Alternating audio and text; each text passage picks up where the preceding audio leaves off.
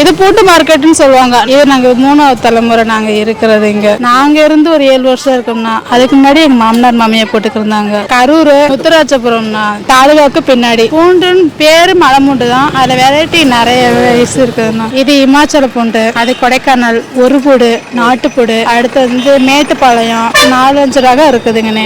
மலைமூண்டுல 2-3 ரகம் இருக்கு. காஷ்மீர், இமாச்சலம். என்னோட பாயிண்ட் ஆஃப் என்னன்னா, நாட்டுப்பூடு வந்து நாட்டுக்கோழி, மலைமூண்டு வந்து பிராய்லர் கோழி. ஆமா, என்னோட கான்செப்ட் அதுதான். இப்ப நம்ம கொடைக்கானல் மலைமூண்டு நாட்டுப்பூடு நம்ம ஏரியா வந்து நல்லா காரசாரமா இருக்கும். இது வந்து வெளியே இருந்து வர்றது.